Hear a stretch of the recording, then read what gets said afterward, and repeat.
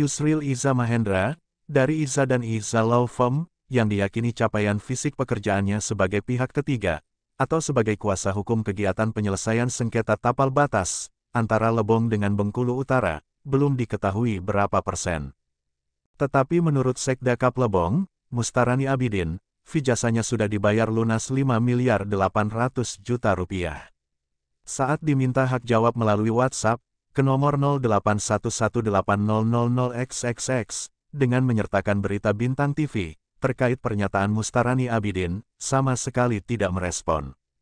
Sama dengan Wakil Ketua 2 DPRD, atau Dewan Perwakilan Rakyat Daerah Kabupaten Lebong, Popi Ansa, yang dikonfirmasi melalui WhatsApp ke nomor telepon 0823610995XXX, dengan menyertakan berita Bintang TV sebelumnya, terkait pernyataan Mustarani Abidin, dia juga sama sekali tidak menanggapi. Sebelumnya, seperti diwartakan Bintang TV, Pemkab Lebong, Provinsi Bengkulu, menganggarkan dana 5.800.000.000 rupiah di APBD Perubahan 2022. Uang yang jumlahnya terbilang cukup besar, digunakan membayar jasa Yusril Iza Mahendra, sebagai pihak ketiga, atau tepatnya sebagai kuasa hukum, terkait kegiatan penyelesaian sengketa tapal batas, dengan Kabupaten Bengkulu Utara. Melalui Yusril, Bupati Lebong, Kopli Ansori, akan melakukan judicial review, menggugat Permendagri nomor 20, tahun 2015, ke Mahkamah Konstitusi atau MK, dan ke Mahkamah Agung atau MA. Menurut versi Sekda Kap Lebong, Mustarani Abidin, pasca penandatanganan kontrak, akhir Desember 2022, fee jasa Yusril langsung dibayar tunai 100%, 5.800.000.000 rupiah. SKK atau Surat Kuasa Khusus, dan nota kesepakatan antara Bupati Lebong, Kopli Ansori, dengan Yusril Iza Mahendra, baru ditandatangan 13 Januari 2023. Benar, SKK sudah ditanda tangani. Semua urusan tapal batas, kita serahkan kepada kuasa hukum, kata Mustarani, saat dikonfirmasi melalui telepon, Sabtu 14 Januari 2023, sebagaimana diwartakan Kompas, edisi 15 Januari 2023. Juga kepada awak media, di ruang kerjanya, Selasa 24 Januari 2023. Mustarani Abidin, menyebutkan, kontrak antara Pemkab dengan pihak ketiga, terkait dana 5.800.000.000 rupiah, tidak mencantumkan waktu pelaksanaan. Yang jelas sampai inkrah, karena kontrak ada pengecualian. Tidak sama dengan kontrak kegiatan lain, ujarnya. Menjawab pertanyaan, kapan gugatan mulai dilaksanakan, seperti apa progres perkembangannya.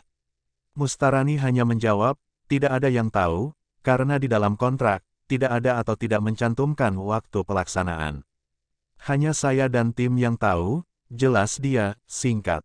Seorang sumber pengurus partai politik setempat, mantan ketua organisasi perusahaan kontraktor, yang meminta tidak disebut nama, saat dikonfirmasi berpendapat.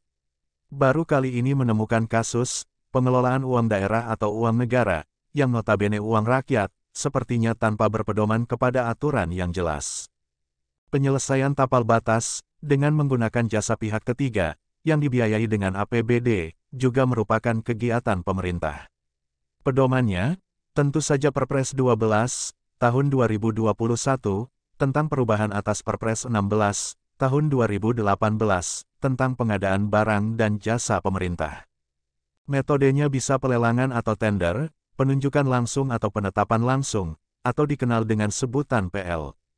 Begitu juga dengan isi kontrak, termasuk persentase pencairan dana, wajib mengacu ke aturan yang ada di Perpres.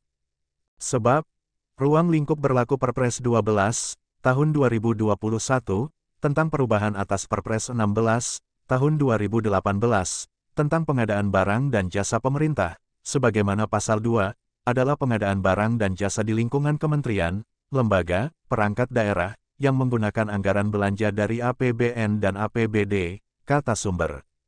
Kamada Laskar Merah Putih Provinsi Bengkulu, Hairudin MDK, yang juga pemimpin redaksi Agen 07, dan produser eksekutif Bintang TV, ketika diminta tanggapan menyebutkan, sangat tidak masuk akal sehat, ada kegiatan pemerintah yang dibiayai APBD, pekerjaan fisiknya belum diketahui berapa persen, dananya sudah dibayar lunas.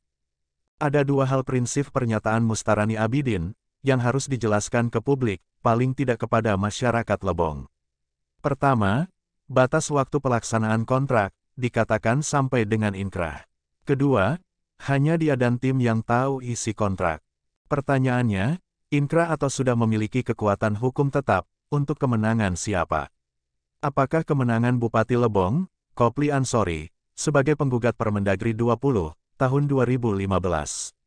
Jika itu inkrah yang dimaksud, hebat dong. Perkara belum dimulai, tetapi sudah yakin akan menang, ujar Khairuddin MDK, dengan nada tanya. Pertanyaan berikutnya, bagaimana jika nanti faktanya terbalik? Justru Mendagri, sebagai tergugat yang menerbitkan Permendagri 20, tahun 2015, yang menang.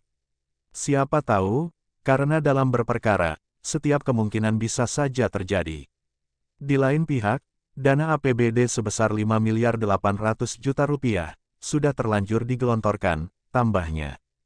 Pertanyaan terakhir, apa yang dimaksud dengan pernyataan Sekdakap, Mustarani Abidin, dengan menyebutkan isi kontrak antara Bupati Lebong, Kopli Ansori, selaku pemberi kuasa, dengan Yusril Iza Mahendra, selaku penerima kuasa, terkait penyelesaian sengketa tapal batas dengan Bengkulu Utara, hanya dia dan tim yang tahu, kata Khairuddin MDK. Dari studio redaksi Bintang TV Bengkulu, Apri Duksi melaporkan.